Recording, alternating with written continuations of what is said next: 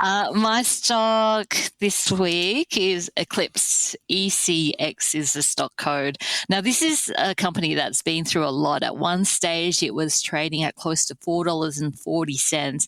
And I first bought into this stock at about 67 cents. It's now recovered and it's trading around about $1.50. So it's been a big winner in my portfolio, but I'm thinking about adding to this position. I like Eclipse. Now, anyone who's not familiar with the company, this is a company that owned Grays Online. So you may be aware of the auction site that looks at, I guess, bankruptcies and trying to sell some of that industrial equipment, as well as, I guess, at its core, it's fleet leasing and novated businesses. So this is where they'll buy and manage a range of cars for a company, or they'll look at novated lease, which is basically salary packaging, and you get a car from your pre-tax salary rather than having to pay for a car from your after-tax salary.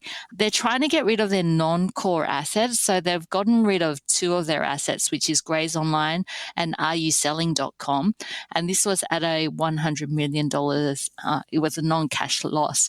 The biggest reason why its share price basically fell from $1.80 one day down to around about 90 cents the next day, halving in value, was because they came out with a lot of bad news around how especially Grays was going and some of its businesses.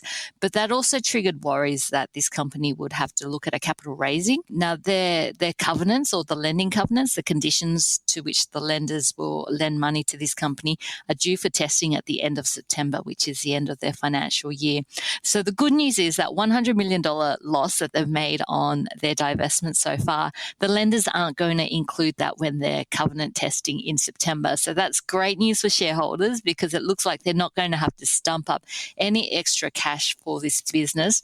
And then it's trying to get rid of its non-core businesses, which means it's going to refocus on what is at the core of their business, and that is the fleet leasing and the novated businesses. Now, these two businesses, they're very stable and they have stable cash flows.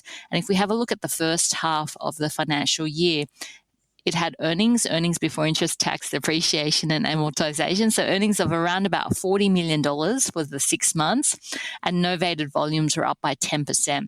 I always like to look for positive catalysts, and the positive catalyst for me, this company, is that the market is going to, I guess, be less concerned about a possible capital raising and start to value this company back on its core assets, which should help to continue to lift sentiment and lift that share price.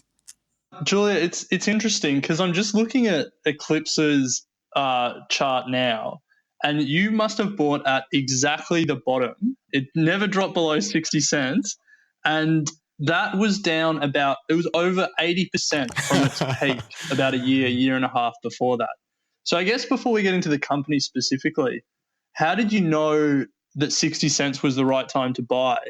And then how have you, it's a scary time when a company's fallen 80% plus. So how did you know when to buy and that you were comfortable to hold it? Yeah, generally I don't like to invest in turnaround stories because I'm very bad at picking them.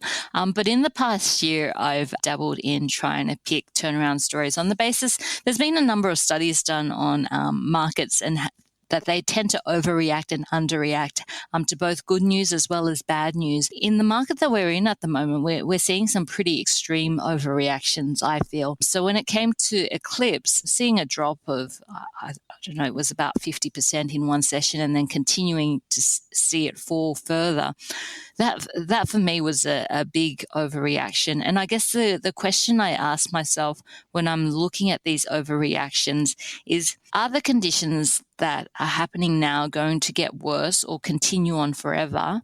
Or is it something cyclical, or will there be better news or more positive catalysts moving into the future?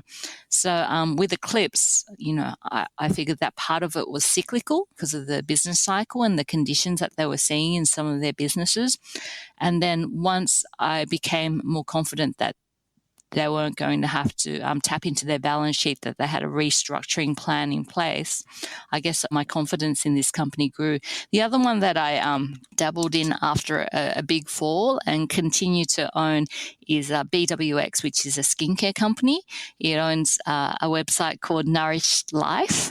And I'm very much into skincare, which is, I guess, not harmful for you. So it doesn't have parabens or sulfates and things like that. So Nourished Life plays into that theme. And I can't remember what I bought the company for. I think I bought it at $1.35 initially, and then I sold it around $2. And I actually got back into this stock at about $1.85 a few weeks ago, and today it came back up to $2.46.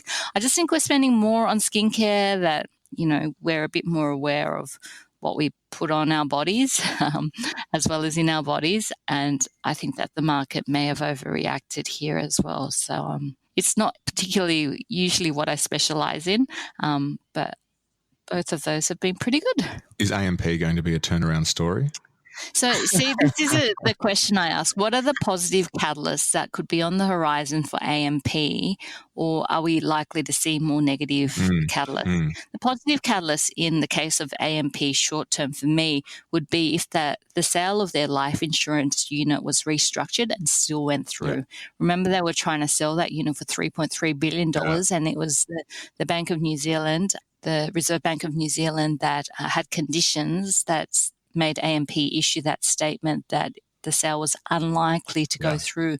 I believe they're still in talks with that potential buyer, to try and restructure the business. And if you saw a restructuring of that business, that would be a pretty short-term catalyst for the company.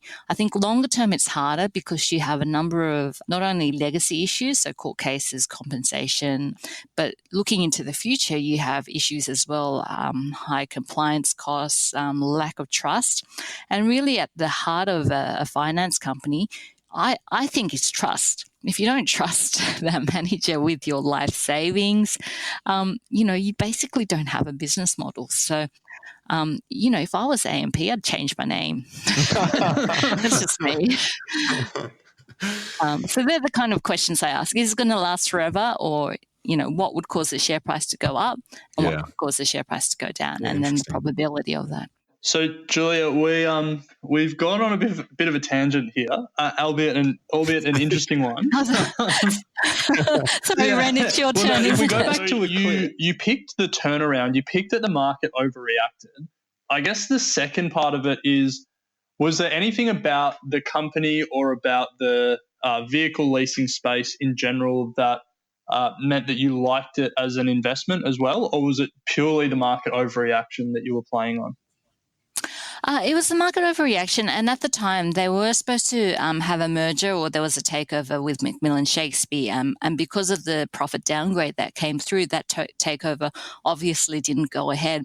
What I figured was, if a company like that was interested in taking it over and they withdrew, they possibly could have still been interested in taking over Eclipse, but maybe at a lower price, so they weren't necessarily gone forever. So just balancing sort of the probabilities, Eclipse was one where I was pretty comfortable. Not all of them work out. For example, I've also liked Nufarm I guess this is a cyclical agricultural stock, and generally the rule with agricultural stocks is that you buy during drought or bad weather and then you sell when crops are really good.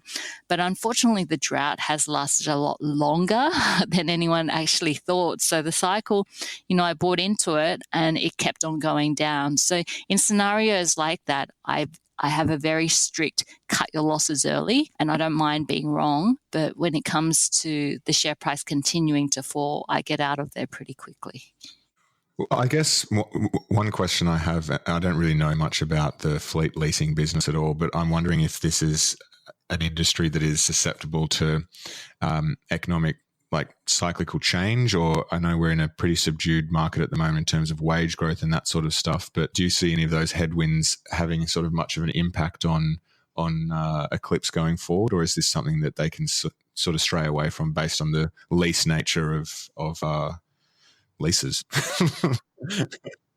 Yeah, I think it's definitely cyclical. So because we are going through a bit of a slowdown in the economy at the moment, you'd have to see that it's business will probably get better as the economy gets better as well. The biggest threat, I think, to companies like Eclipse is that we see changes in tax law, because if you think about salary packaging and novated leases, they're all built around fringe benefits tax. So if you saw changes in fringe benefits tax, their business model would ultimately be decimated. So that would be the biggest risk I see as a company like this. And for me, economic cycles are normal. You just work them into your investment thesis and in terms of timing your way into investments. Nice. Good pick. I think, I like the way that you use the price movement as a way of piquing your interest in it. And something I've been thinking about with AMP, to be honest, is I'm sure people are looking at it as a investment to get into now, with the hope, I guess, that over the next sort of year they can sort it out. But as you said, that short-term catalyst in terms of their sale of their business will probably be something that everyone's keeping an eye on. Yeah, because if they can't work it out and they do a discounted capital raising, ugly. All right. Well, Ren, do you have anything to add, or do you want to kick into yours? Look, I don't think anything we say will change Julia's opinion. She's made 130% or something like that on the stock. So good pick. Very well done. Nice. But yeah, I might get into mine.